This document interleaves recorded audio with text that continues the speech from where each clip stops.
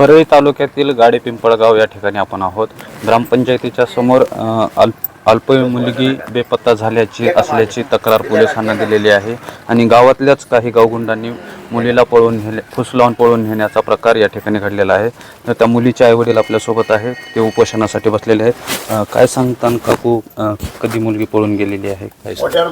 सकाळी गेली, 4 वाजता उठलात तर मुलगीच नाही। कधी गेलेली आहे? सकाळी पहाटे उठले तर मुलगीच नाही जवळ।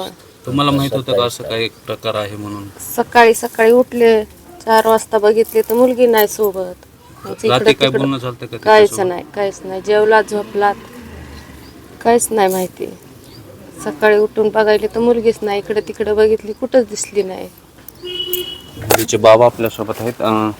कितवीला मुलगी होती आणि तिची परीक्षा चालू होती म्हणे असं सांगण्यात येत आहे, काय सांगा?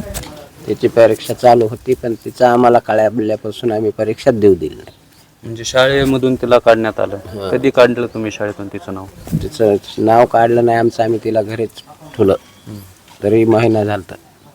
आता काय मागणी असणार आहे? आता त्याच्या आई वडिलाला अटक करावं, हे आरोपीला अटक करावं, आमची पोरगी आम्हाला आणून द्यावं। गावातील काही गावकरी आहेत आपल्यासोबत, काय सांगा दादा, काय मागणी असणार आहे आता तुमची? आमची मागणी की गेल्या 27 तारखेला फेब्रुवारीमध्ये ह्या मुलीला घरून नेलेलं आहे ह्या गावगुंडांनी, आणि ह्या मुलांनी बऱ्याच मुलीला त्रास द्यायचं काम केलेलं आहे। शाळेत जाताना येताना त्याचा पाठलाग कर, चिठ्ठ्या दे, कुठं काही कर।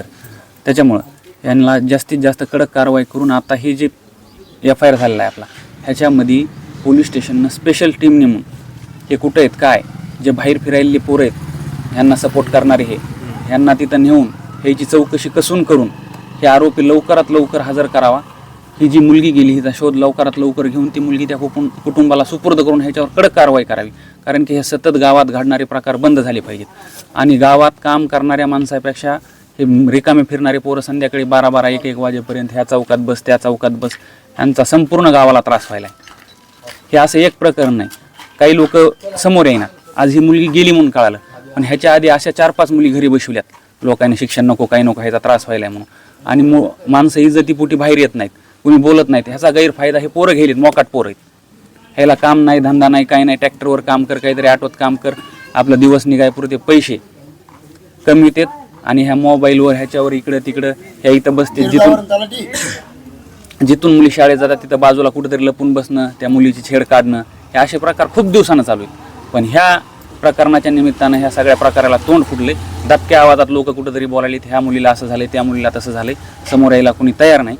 पण ह्या कुटुंबानं फिर्याद ह्याच्यामध्ये रितसर दाखल केली। आमची विनंती, लवकरात लवकर न्याय देऊन यांच्यावर कडक कारवाई करावी, आणि जे लोक ह्या संगनमत करून हे आहेत ते लोक लवकर उचलून त्यांची कसून चौकशी करून त्यांच्या मुसक्या आवळाव्या। या अगोदर तुम्ही या संदर्भात काही तक्रार दिलेली आहे का? या संदर्भात तक्रार दिलेली नाही, पण असे बरेच प्रकार पोलीस स्टेशनला मिसिंगचे हे ह्याच्या आधी झालेले, पण गुन्हा दाखल झालेला नाही। आणि गुन्हा दाखल झालेला नसल्यामुळं आणि कुणाला ह्याच्यातलं म्हणजे नॉलेज, म्हणजे त्या मुलाला कुठला धाक नाही बसल्यामुळे कायद्याचा हे प्रकार वाढत गेले। हे नवीन प्रकार नाहीत आमच्या गावात 5-7 वर्षापासून, पण हे सगळं जे आहे ते मुलीची इज्जत जाऊ नये यासाठी हे कुठंतरी बंद दाराआड चर्चा करून ही प्रकरणं मिटविलेली, पण त्याचा धोका प्रत्येक वेळेस असं गरीब कुटुंबाला एखाद्या भोगावं लागायला।